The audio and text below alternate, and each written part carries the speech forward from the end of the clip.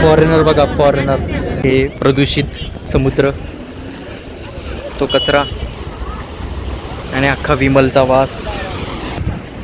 65 वर्षात पहिल्यांदा मरीन लाईन्सवर आजीचे विराजमान. आता कधी होईल काय माहीत. आणि हे आपलं गेट ऑफ इंडिया. तर काही आता स्टेशनला उतरलो आम्ही. आता जातोय मंदिरात. या से गेट ऑफ इंडियाला जाऊन आली आजीबाई.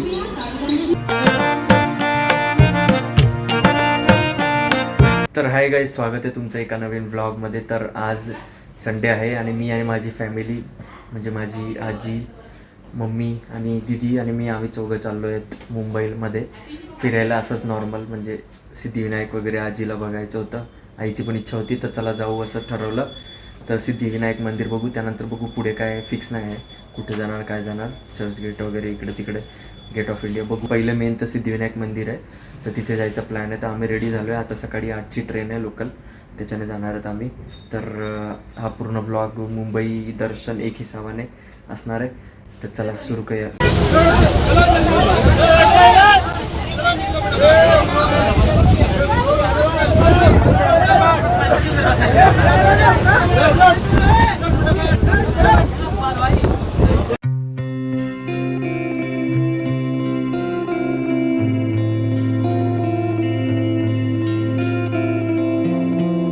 तर गाईज आता स्टेशनला उतरलो आम्ही. आता जातोय मंदिरात, रिक्षा करू सिद्धिविनायक मंदिरात जायला.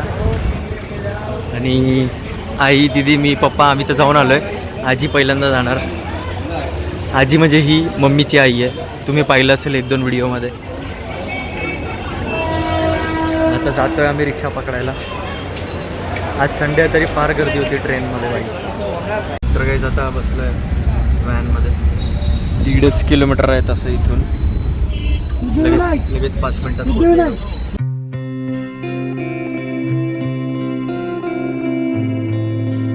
तर गाईस झालं आहे दर्शन पूर्ण घामाघूम. आता निघालो आहे आम्ही.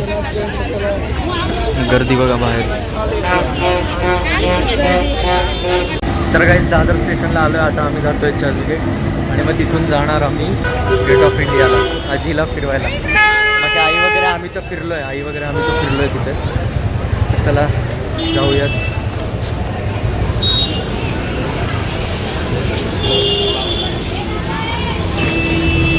तर गाईज आता आम्ही 4 नंबर प्लॅटफॉर्मवर आलो आहे दादर. आता चर्चगेटला जातो आहे, तिथून मग जाणार गेट ऑफ इंडियाला. आणि एकदम घामाघूम. तसं बरं आहे, चर्चगेटसाठी एवढी गर्दी नसते, सो एवढं काय टेन्शन नाही, इथे आरामात जाऊ शकतो आपण. आता वेट करतो आहे ट्रेनचा. बघू पोचू फटाफट, मग बस पकडू, तिथून जाऊ आपण गेट ऑफ इंडियाला. आणि मग मस्त नजारा बघू, आजीला दाखवू. गेट ऑफ इंडियाला जाऊन आली आजीबाई. आणि मग थोडं काय खाऊ बिऊ बघू तिकडे, काय कुठे खाणार ते. एखादा चर्चगेटच्या खाऊ गल्लीत खाऊ, नाही तर मग बघू. आणि मग घरी जाऊ. चला.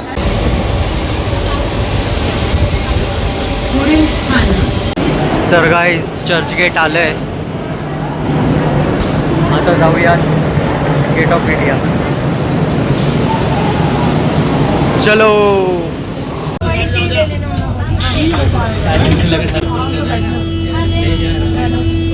समझ गया आपको यार.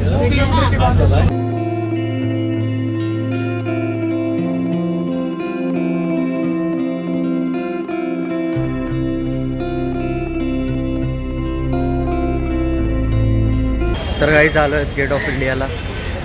आता थोडंसं फ्रेश झालो, पाणी बिणी पिलं. आता दाखवतो तुम्हाला.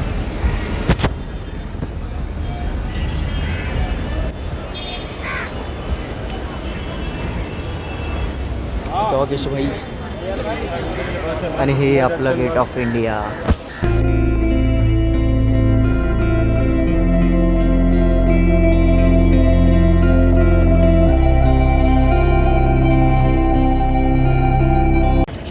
तर गाईज आलो आहेत आम्ही गेट ऑफ इंडियाला, गेट वे ऑफ इंडियाला. हा बघा समोर.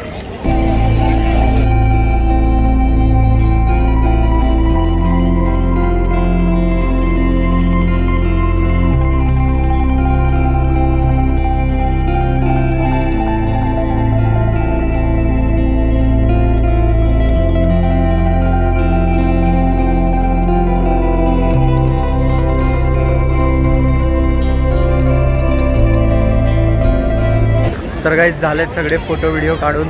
आणि बापरे एवढी गरमी आहे ना भाई साहब. अख्खा मोबाईल माझा असा डायरेक्ट असं वाटतं हातामध्ये कोळसा पकडला आहे, गरम गरम एकदम गरम झालं आहे. डेंजर, अख्खी हालत खराब झाली बाई फोटो व्हिडिओ काढून.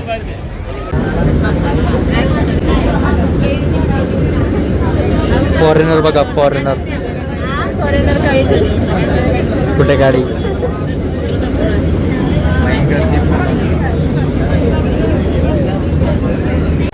तर गाईज थोडं रिफ्रेश झालो आहे, मस्त रिफ्रेशमेंट वगैरे घेतलं, लस्सी वगैरे, कोल्ड कॉफी.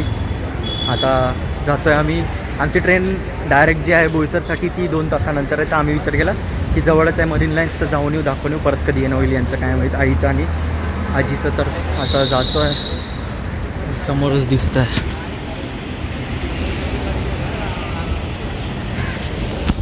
चला भाई, पण काय गरमी आहे भाई साहब. तर काही आलो आहेत मरीन लाईन्सला. आणि भाई पब्लिक एकदम कमी दिसत आहे मला, कारण की गरमी एवढी आहे ना भाई, हालत टाईट आहे सगळ्यांची. बघा थोडा वेळ हा नजारा.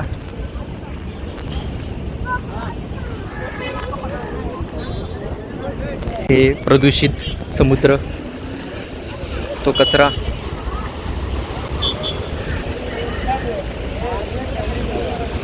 आणि अख्खा विमलचा वास.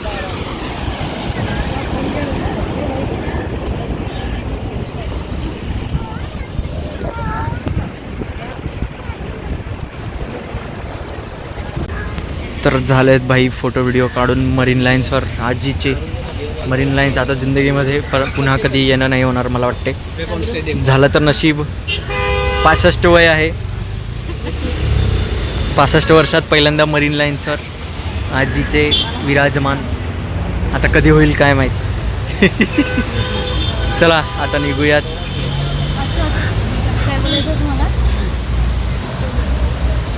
औरा मायनस मायनस मायनस, औरा मायनस मायनस.